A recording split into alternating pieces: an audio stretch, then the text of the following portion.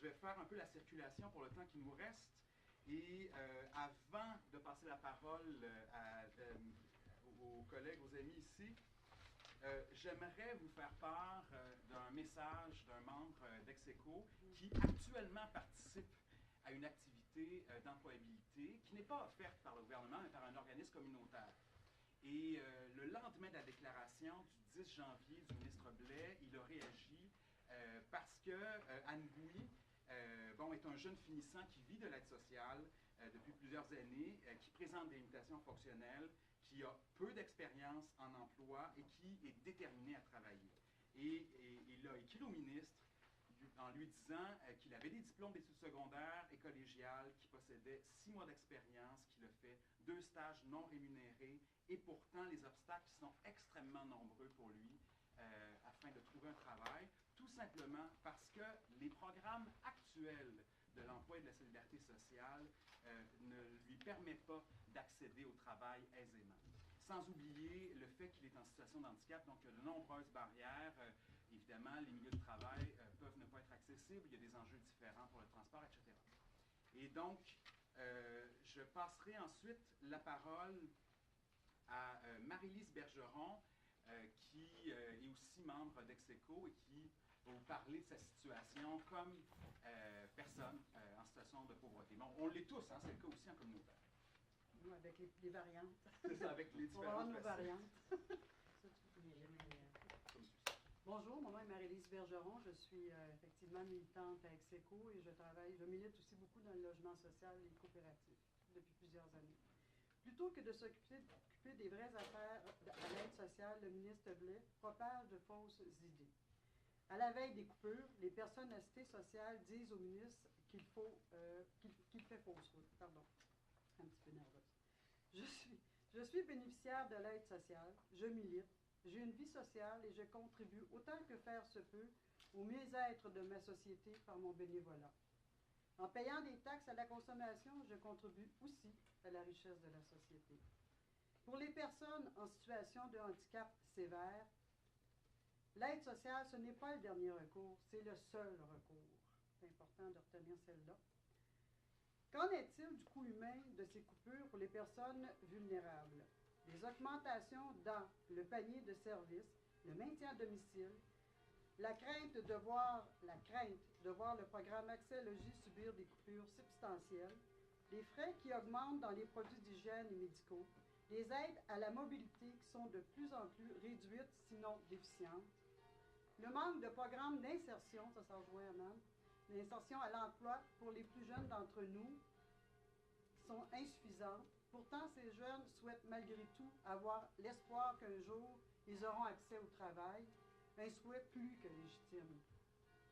Augmentation des coûts de transport avec le risque de voir l'enveloppe du transport adapté être diminuée, ce qui mettra un frein, sans vouloir faire trop de jeux de mots, à nos déplacements.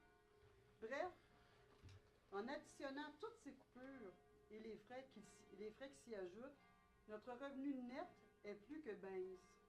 En conclusion, couper dans nos revenus revient à couper dans notre dignité, dans notre droit à être des citoyens et des citoyennes à part entière, et nous classe parmi les citoyens et les citoyennes de seconde zone, si ce n'est pas déjà fait pour la plupart d'entre nous, à maintenir une discrimination à tous les niveaux, à maintenir une pauvreté chronique, car faut-il encore le répéter, le revenu du dernier recours est pour nous, personnes à mobilité réduite, le seul revenu. Merci Marie-Lise. Évidemment, c'est le cas pour les personnes en situation de handicap, mais ce grand groupe là, qui est solidaire devant vous aujourd'hui recèle de plusieurs gens qui ont des parcours différents. Et maintenant, je vous inviterai à entendre Russell Harrison, qui est impliqué aussi au projet Genèse. Alors, si vous permettez, je lui transmets la parole et ce sera en anglais. Thank you very much. Yeah, I don't know if Minister Blais was trying to cut off our microphones earlier. But I would like to say that as someone who has been working poor for quite some time now, I think that the stigmatization that Minister Blais' proposals, particularly lumping us with so-called people that have defrauded the system, $100,000 houses or whatever it is.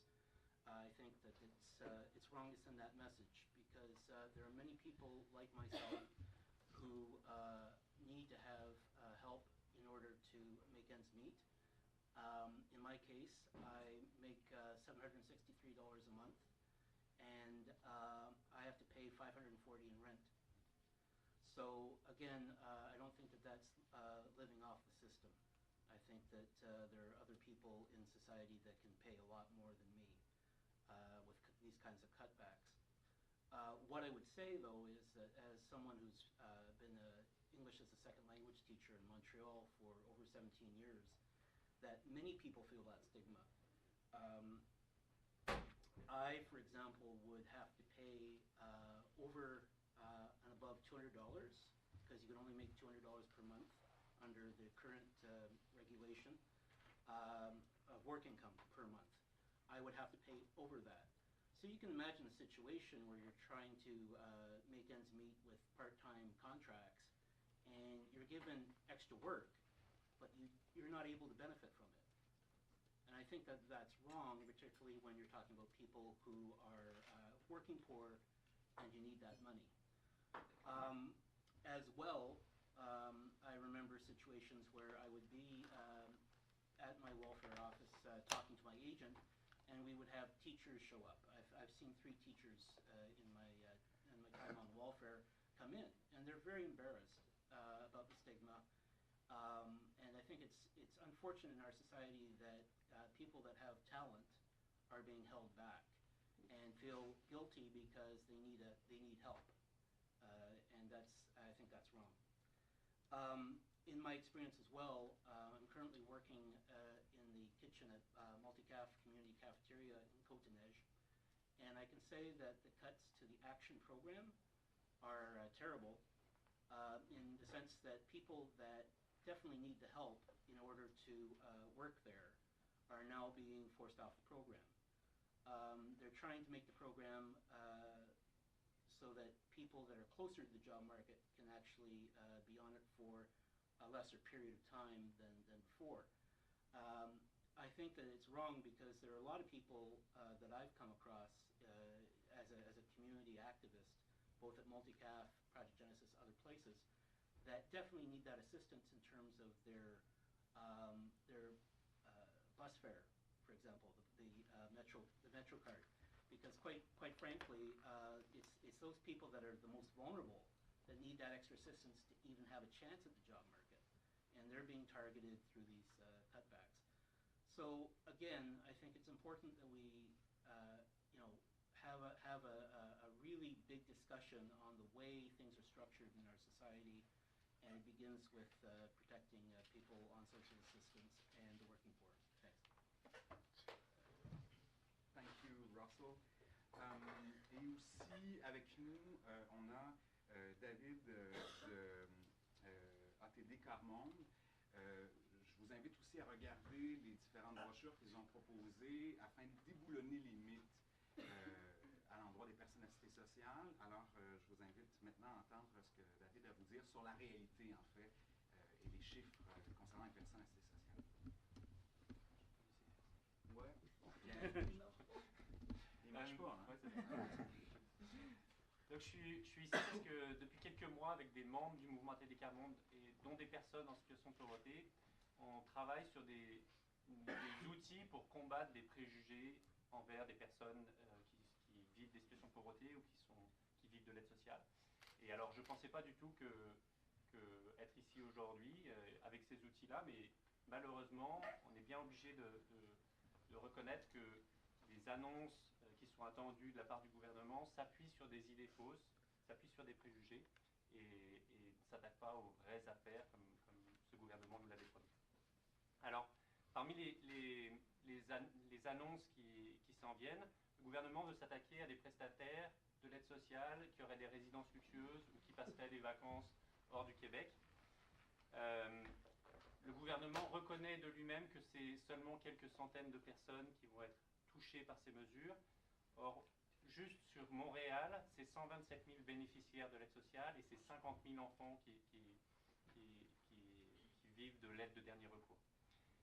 Les vraies affaires, c'est qu'avec 616 dollars par mois, une personne seule qui vit de l'aide sociale à Montréal ne vit qu'avec la moitié de ce qui est considéré comme le minimum vital pour couvrir les besoins de base.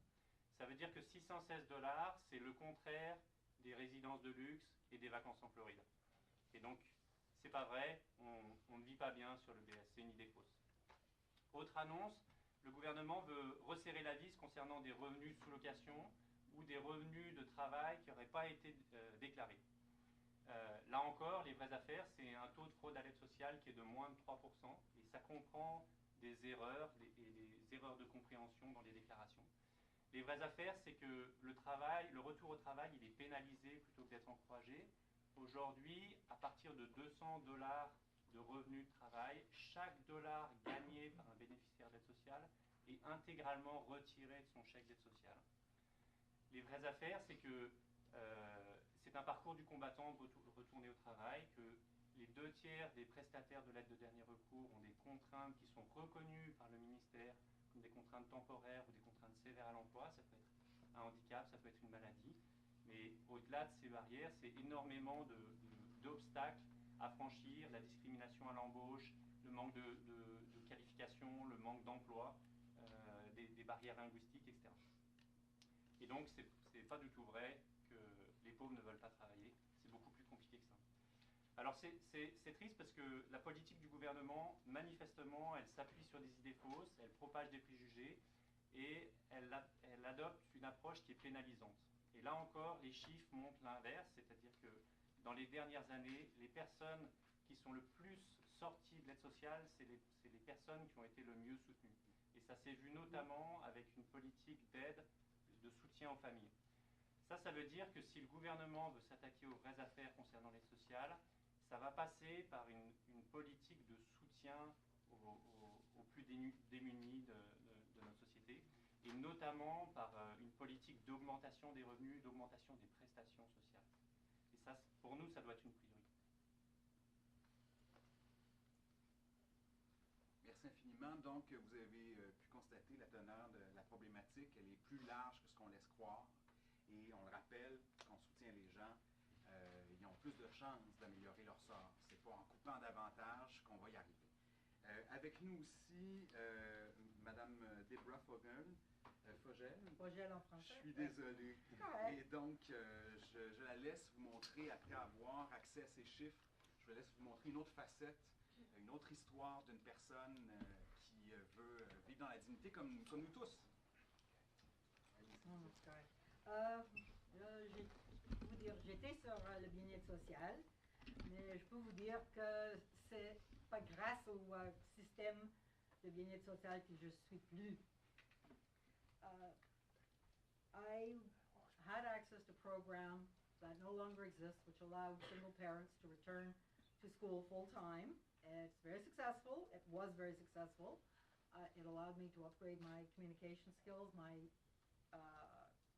internet, my IT skills, and I was from that able to find some work. But as I said, the program no longer exists.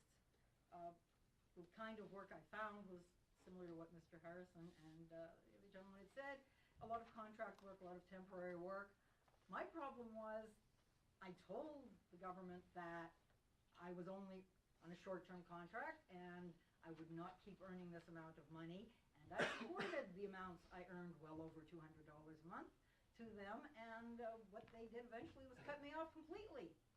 It took me 8 months of fighting them, 8 months of letters back and forth, 8 months of having tribunals, hearings, before the government of Quebec finally sent me a letter saying that, oops, ils m'ont attribué un montant fictif. So, oops, sorry, you can reapply for welfare. Of course, by reapply for welfare, I had to wait the 2 years before I could go to a dentist, 2 years before I could get a new pair of glasses, 2 years before my daughter could go get a new pair of glasses as well. None of these things helped me. They made me go back to my employer to prove that I was no longer working for that person and earning that kind of money, which of course made my employer somewhat reluctant to hire me back for another contract if one came up. It left me with all this time that I had spent going to various tribunals and writing letters, left me with a hole in my CV that I then had to fill with something.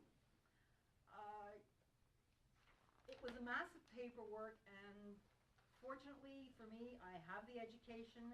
Je suis couramment bilingue. J'ai fait tous mes lettres en français parce que on veut pas que le gouvernement peut-être un peu mal compris.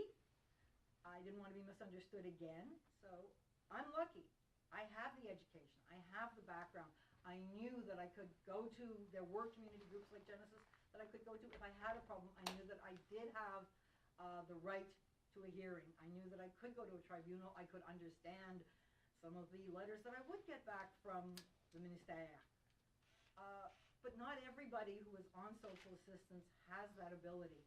For a lot of people, we are talking about the most vulnerable. We are talking about people with difficulties in literacy and numeracy, and we won't even begin to talk about the ones for whom French is not their first language, and they are dealing with a government who, if you've read some of the letters they send, the ones in French are really hard to understand because it's pushed out by, I don't know how they do it, but they're very hard to understand.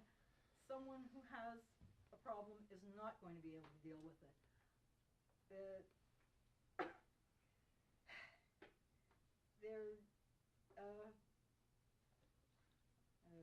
I'm sorry. Anyway, I'm working at present, and I'm no longer on welfare, and thank God I don't have to deal with their bureaucracy, their red tape, their letters, although, and the only reason I am no longer on welfare, and I did manage to get off, was, as I said, because of my perseverance and my ability, and it kicked me off welfare to stay with my job. But I did it, because in the long run, I knew I'd be better off. And now I'm not on welfare, and I don't have to deal with their nonsense. But they don't make it easy. They will do everything in their power to make it harder. I hear now you no longer can meet with an agent. If you can't meet with someone face to face, and the only way you have to deal with these people is by writing. Again, you're talking with people who have problems with literacy. They're going to fall through the cracks. They're never going to get off welfare, and then maybe that's what their plot is, to keep these people on welfare, keep them uneducated, incapable, and keep them down. And it's kind of sad. Let's hope. Yeah, merci. Thanks, Deborah. Alors, à la lumière de ce témoignage, je comprends deux choses. J'aimerais qu'on ne les oublie pas. Il existe des droits qu'on se permet de bafouer au nom du fait que les personnes sont assistées sociales. Ce sont des droits qui sont en principe garantis pour tous les citoyens. Est-ce qu'il est normal de présumer d'argent qu'on aurait enlevé à l'État par un gain de travail? Est-ce qu'on accepte que sur des extrapolations, on pénalise une personne chez d'autres membres de notre société? Et pensons peut-être même aux entreprises. Est-ce qu'on ferait ça à ceux qui auraient été fraudeurs? Je ne crois pas. D'autre part, les communications, il y a un jeu qui est de plus en plus difficile, non seulement pour les personnes qui n'ont pas le français comme première langue, mais aussi et surtout, puisque les agents semblent avoir de plus en plus de pouvoir, sont forcés à chercher ce qui seraient les fraudeurs, et il reste que, vous le savez comme moi, que c'est absolument pas la majorité, voire que c'est une minorité. J'inviterai maintenant, non seulement il y a les personnes assistées sociales qui sont solidaires, comme je vous le disais, mais il y a aussi la Coalition contre le travail précaire, qui dénonce évidemment les coupures à l'aide sociale et qui vont nous expliquer leurs revendications. Viviana Medina est avec nous. Ah, elle est déjà là. Bonjour tout le monde, merci pour l'invitation. Moi, je m'appelle Viviana, je suis mexicaine. Je suis membre de l'association des travailleurs et travailleuses d'agents de placement. Je milite, justement, aussi, je suis partie de la coalition que je vais vous présenter aujourd'hui. Et puis, cette coalition a été formée au début de 2013 à l'initiative de cette organisation communautaire de défense des droits des travailleurs et travailleuses immigrants, résidents permanents, migrants temporaires ou étrangers sans statut. Dans cette coalition participent des groupes comme OPINAI, et Organisation de femmes philippines du Québec, avec plus de 20 ans de lutte, et qui revendique l'accès universel à la Commission de santé et sécurité dans le travail. Les centres de travailleurs immigrants et l'Association de travailleurs et travailleuses d'agence de placement, l'Association de travailleurs et travailleuses étrangères temporaires et Mexicains Unis pour la régularisation, Dignidad Migrante et le collectif des immigrants espagnols à Montréal. La coalition réclame des mesures qui protègent sans aucune discrimination toutes les travailleuses et tous les travailleurs qui participent au développement économique, social et culturel du Canada. En effet, les membres de la coalition se rejoignent sur plusieurs constantes alarmantes concernant les situations du travail d'un grand nombre d'individus dont les immigrants sont parmi les catégories les plus affectées. Première constante, la précarisation du travail avec une prolifération de statuts d'emploi atypiques, précaires et non protégés. Exemple, près de 40% des emplois sont atypiques au Québec et au Canada. Et on sait que le travail atypique dans cette grande majorité rend pauvres et précaires. On parle des emplois à temps partiel, temporaires, occasionnels, autonomes et non syndiqués. Et ces dernières sont des exemples à bas salaire, avec peu ou pas d'avantages sociaux, très peu de protection et aucune sécurité d'emploi. La deuxième constat, la inadéquation et la restriction des politiques de protection sociale qui visent la mise au travail des bénéficiaires des droits sociaux. Et la troisième constat, la réorientation des politiques d'immigration vers des statuts temporaires de travail. Dans ce contexte, l'utilisation de plus en plus massive de travailleurs et travailleuses non natifs du Canada, qu'ils soient permanents, temporaires ou sans papier, semble être une levier essentiel à la stratégie globale du gouvernement pour remarchandariser le travail, mettre en concurrence les travailleurs et travailleuses, recourir systématiquement à une main-d'œuvre précaire.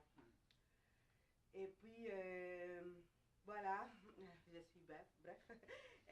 Nos revendications, c'est une argumentation de salaire minimum au-dessus des seuils de pauvreté pour atteindre un salaire minimum 15 $ par heure, permettant aux travailleurs et travailleuses ainsi que leurs familles de vivre décemment. Garantir un accès universel aux services de santé, aux services sociaux et aux droits de travail indépendamment du statut d'immigration. La réglementation des recours au travail temporaire pour les agences de placement, la mise en œuvre d'une surveillance accrue des pratiques des agences et leurs entreprises clientes, ainsi qu'un meilleur accès au système de plainte pour les travailleurs et travailleuses victimes d'abus. Mettre fin à la discrimination contre la travailleuse domestique, en leur permettant un accès sans réserve aux droits prévus pour la loi sur les accidents du travail et les maladies professionnelles, etc. Et l'ouverture d'un programme d'application à la résidence permanente sous le programme de l'expérience québécoise pour toutes les sous-volets du programme de travailleurs étrangers temporaires. Merci. Et la dernière chose, je vous invite à prendre notre journal que se fait pour les propres travailleurs et travailleuses. Et puis, ça, c'est notre flyer, la revendication. Merci beaucoup. Merci beaucoup, Viviana. Merci, Carmen. Évidemment, les travailleuses, travailleurs migrants se voient, on voit souvent, ça arrive souvent qu'on ne respecte pas les droits, même les plus fondamentaux. Et puis, merci d'ajouter votre voix. En fait, on veut tous augmenter nos conditions de vie. Et c'est la même chose aussi pour beaucoup de jeunes qui sont en situation de pauvreté. Avec nous, Édith Lafrenière de Passage et des Auberges du Cœur, du regroupement des Auberges du Cœur du Québec. Alors, je vous inviterai à ajouter votre voix vous aussi. compte plus de 24 000 adultes de moins de 25 ans sur l'aide sociale à l'heure actuelle. Ça représente 11,5 % de l'ensemble des prestataires du programme. En novembre 2014, on a noté une augmentation de 14,4 % des jeunes adultes sur l'aide sociale en seulement un an. Il est à noter que la 73% de ces jeunes-là n'ont pas de diplôme et n'ont pratiquement aucune expérience de travail. Le ministre nous dit que cette hausse-là s'explique par des difficultés au niveau du marché de l'emploi, il n'y a pas assez d'emplois qui sont créés. Mais l'économie seule et le marché du travail ne peuvent pas substituer l'intervention politique, elles ne peuvent pas substituer la justice sociale. D'un côté, le gouvernement fait des coupures sous prétexte de ne pas reléguer le fardeau de la dette aux générations futures, aux jeunes. Mais en même temps, il coupe dans le soutien académique, il coupe dans les programmes d'employabilité et il coupe dans les carrefours jeunesse-emploi qui ne peuvent pas être avec nous aujourd'hui. C'est complètement inacceptable. Il y a un manque de cohérence flagrant. Oui, moi je suis fâchée, je suis triste, je suis moi-même une jeune travailleuse communautaire, j'ai pas encore 30 ans et pourtant ça fait déjà plusieurs vagues de coupures que je vais passer de plusieurs gouvernements, que ce soit péquistes ou libéral, on est déjà, les impacts sont les mêmes pour les gens qui reçoivent ces attaques-là de tous les côtés en fait, c'est toujours un peu une surprise, les choses qui nous surprennent en fait, je dis je suis triste, je suis fâchée, mais ce matin je riais parce que mes collègues vaillants m'ont envoyé les dernières nouvelles du jour dans le journal ce matin. Il y avait le Muselet qui a fait une entrevue avec le journal Le Soleil qui disait, lui, contrairement à Agnès Maltais, allait être complètement transparent dans les coupures qu'il allait annoncer. La transparence à ce niveau-là me fait rire, oui, parce que dans les derniers mois, en fait, il y a une mesure qui était très intéressante pour des jeunes qui étaient à l'aide sociale, qui voulaient retourner sur le marché du travail en collaboration avec les carrefours Jeunesse-Emploi. Un programme qui s'appelle Alternative Jeunesse, qui a dans les derniers mois, dans la journée, un peu disparu. En fait, c'était justement assez complexe de savoir qu'est-ce qui se passait avec cette mesure-là. Nos collègues des différents groupes, des différents organismes, on s'appelait, on se demandait est-ce qu'il y a encore des jeunes qui sont acceptés, c'était pas clair. On s'est informé auprès de la personne responsable au niveau de la région de Montréal. C'était un peu flou, mais finalement, on a appris que oui, la mesure avait été bel et bien abolie. Ce serait plus possible pour les jeunes d'avoir vraiment cet accompagnement, ce soutien-là particulier pour retourner graduellement sur le marché du travail en ayant un projet précis, parfois en alliant formation, des ateliers sur l'estime de soi pour viser un nouveau projet. Donc ça fait peu de sens là, de laisser l'opportunité aux jeunes de croire qu'ils vont pouvoir retourner facilement sur le marché du travail alors qu'on coupe des mesures comme ça qui les soutiennent. L'autre chose qui me fâche beaucoup, qu'on n'a pas souligné encore, mais c'est la pénalisation qui va être faite aux personnes qui sont prestataires et qui auraient plus d'un locataire. C'est juste le gros bon sens, c'est tellement commun. Pourquoi on accepte, je veux dire, c'est une façon de survivre, d'être solidaire. C'est ce que les étudiants et les jeunes adultes font couramment, avoir 2, 3, 4 colocataires. C'est une façon de partager les dépenses. Maintenant, on pénaliserait les personnes qui sont sur l'aide sociale qui auraient plus d'un colocataire. Encore une fois, là, c'est comment on va faire pour identifier ces personnes-là. Ça va être une course encore à la fraude, ce qu'on appelle la fraude.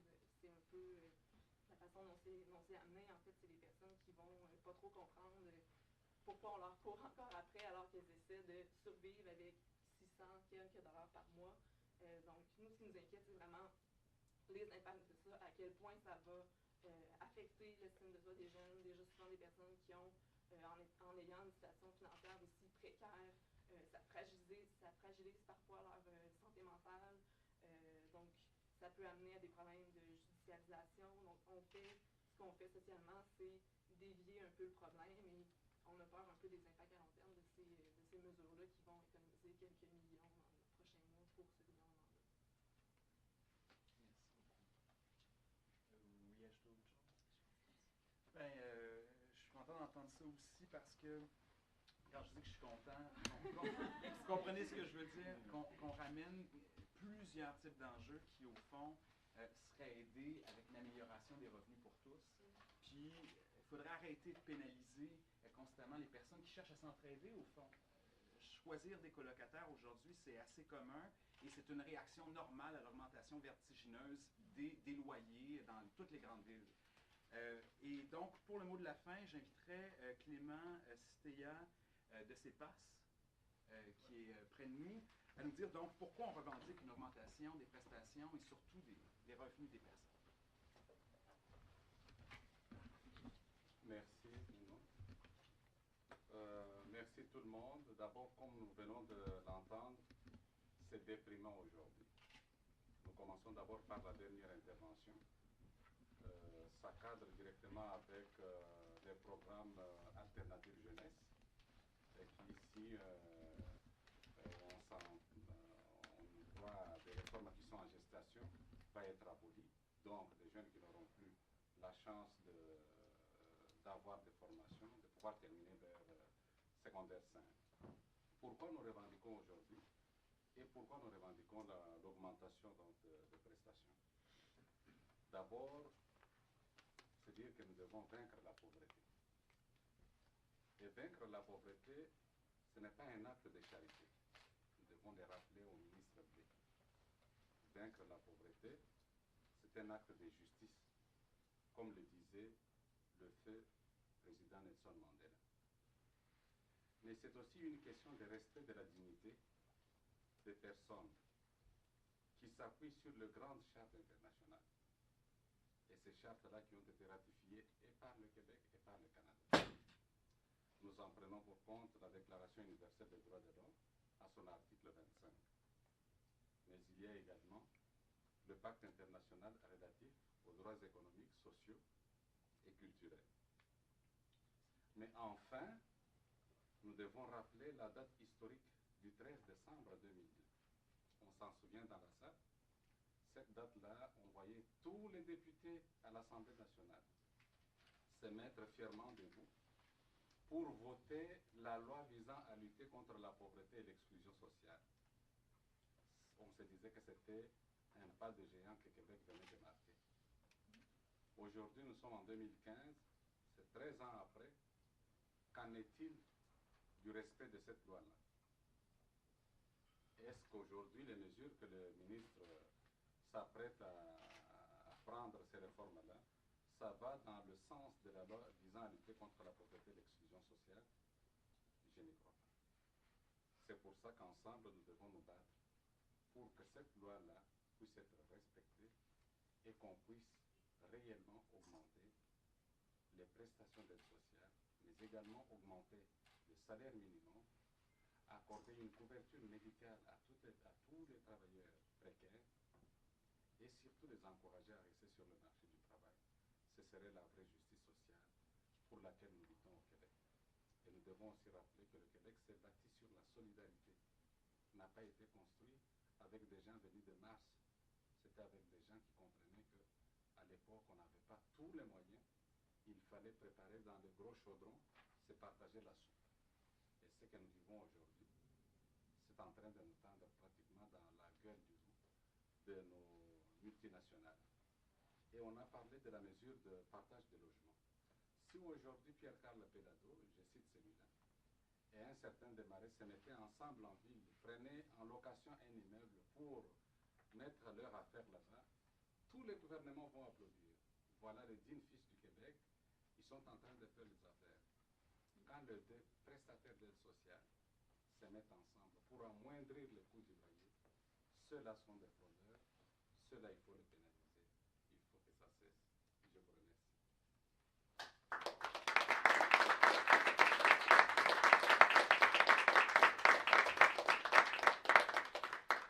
Alors, merci beaucoup Clément Sitéa du CEPAS. Maintenant, on passera à la période de questions. Je vous inviterai à chaque fois que vous intervenez de mentionner qui vous êtes, de quelle organisation, de quel média. Ça favoriserait et surtout à qui vous aimeriez diriger votre question. Alors, est-ce qu'il y a des questions dans la salle? Est-ce qu'il y a des mouvements de solidarité qui ont envie de se soulever tout d'un coup? Des mots d'encouragement. Déclaration? Mais je peux y aller, peut-être une question de la presse.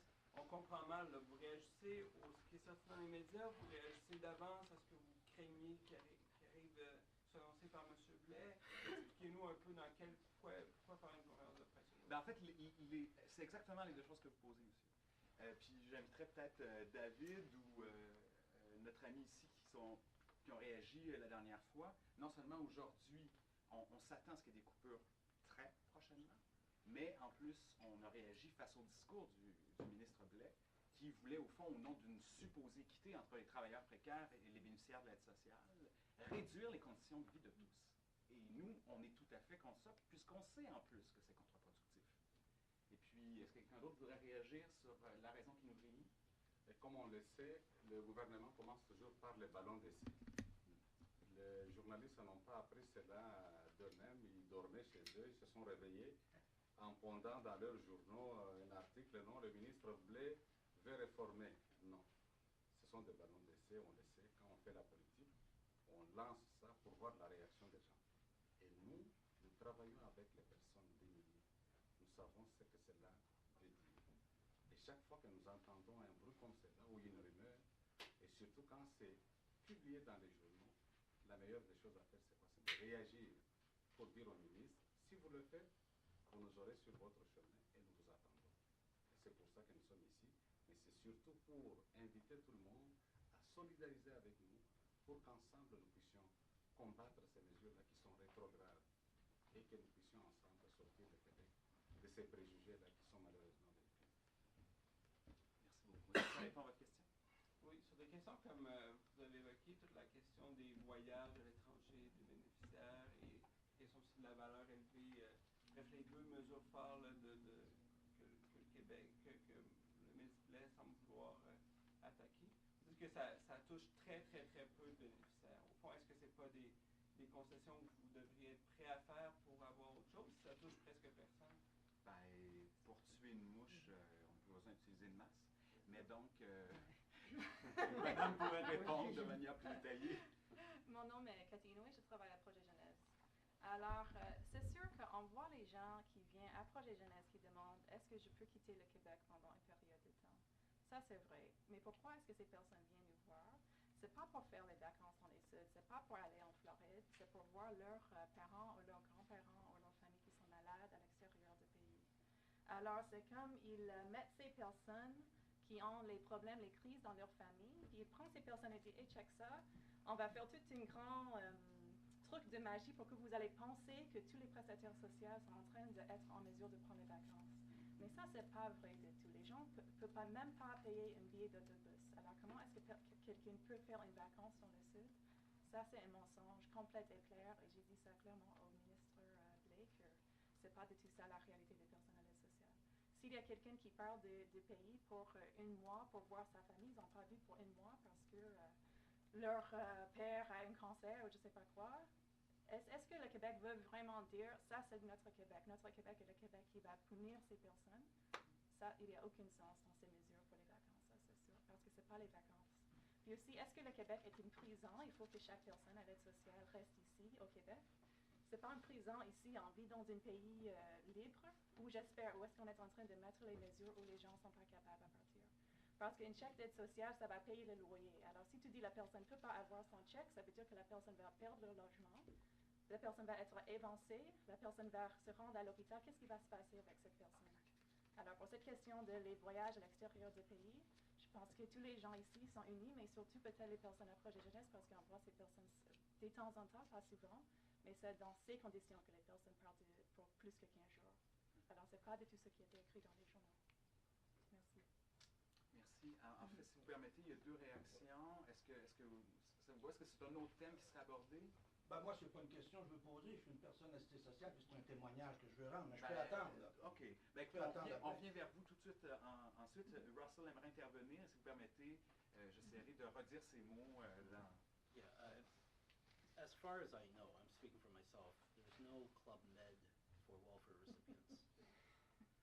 I've never seen a commercial where they say, you know, dedicate your 540 or whatever it is to a ticket to go somewhere.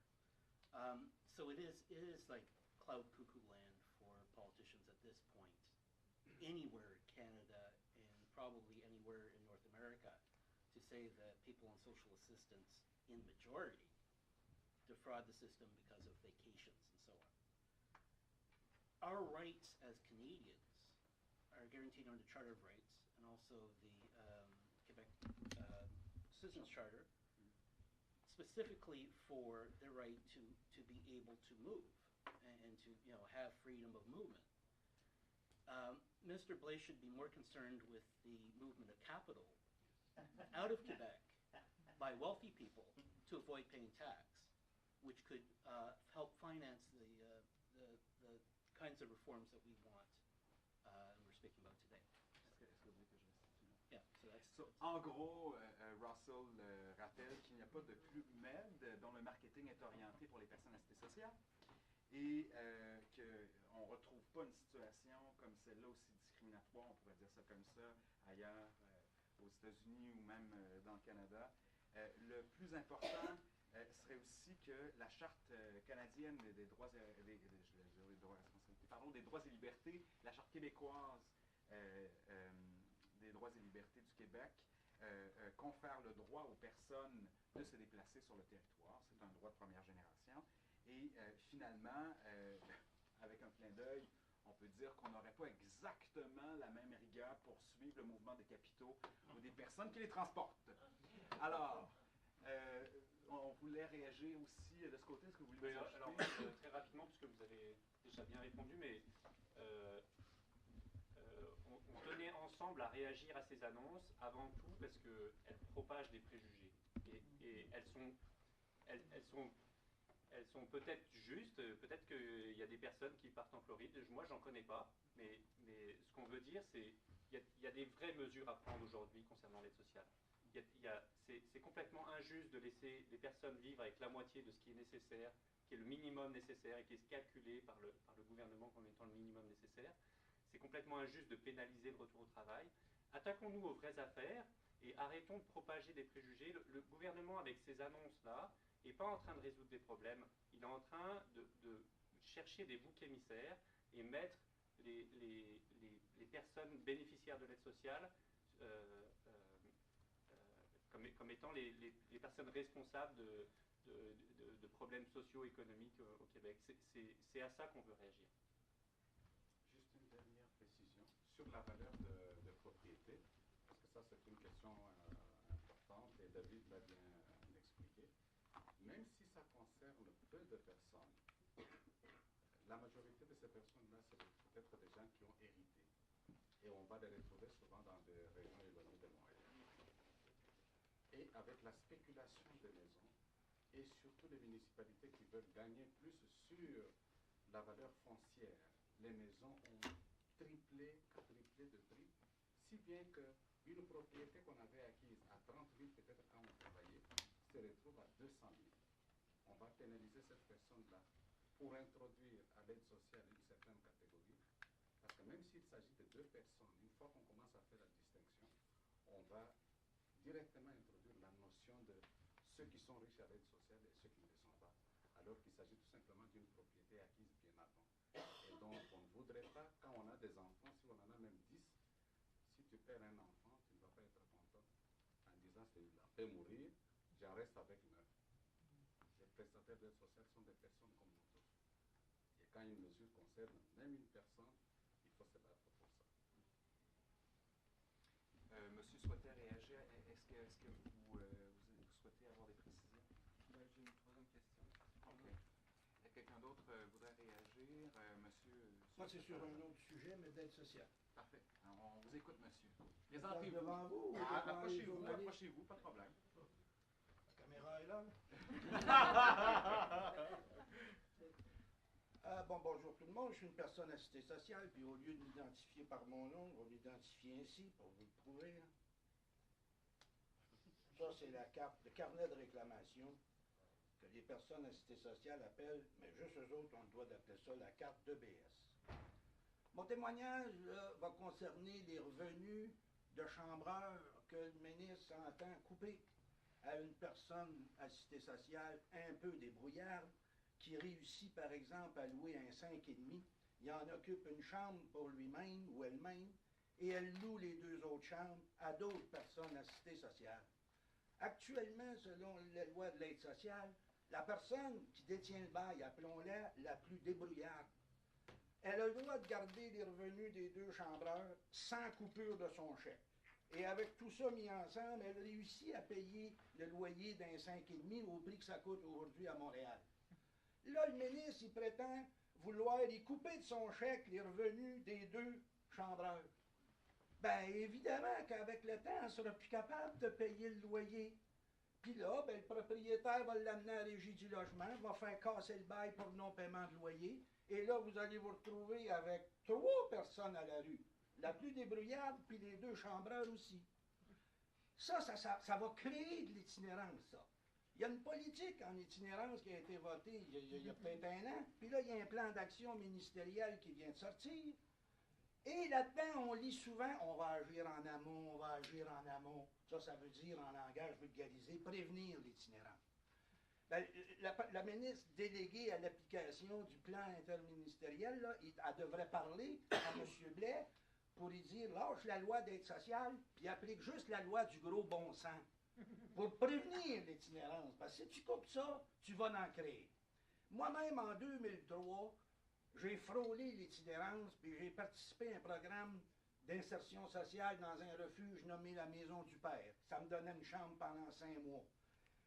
À partir du 4e mois puis 5e mois, j'ai fait des recherches de logement ou d'hébergement et j'en ai visité ô combien de ces 5,5-là gérés de la manière dont je vous ai décrit.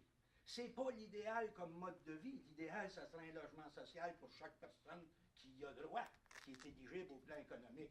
Mais en attendant que ça arrive, là, on devrait, au contraire, essayer de trouver comme une fondation qui viendrait se porter caution pendant un an de la personne assistée sociale débrouillarde. Ça se peut, ça, que dans des refuges, d'un programme, 3 personnes apprennent à se connaître puis disent, hey, on essaye tout ça. C'est une façon, ça pourrait être une façon de sortir de l'itinérance, ça. Puis là, ben, on va en créer. Moi, je ne comprends pas ça.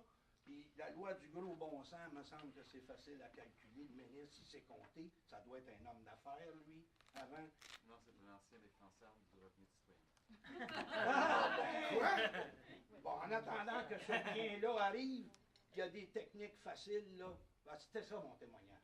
Merci. Merci beaucoup.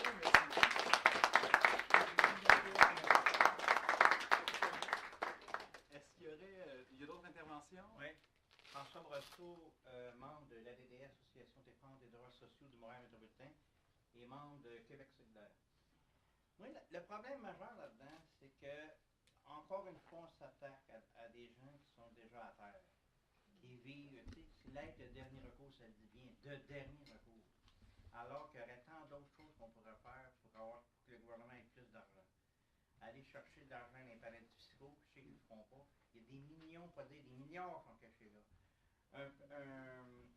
Une échelle au niveau des impôts plus alternative et plus progressif, parce que, comme vous savez, les grosses compagnies, les banques ne payent pas suffisamment d'impôts.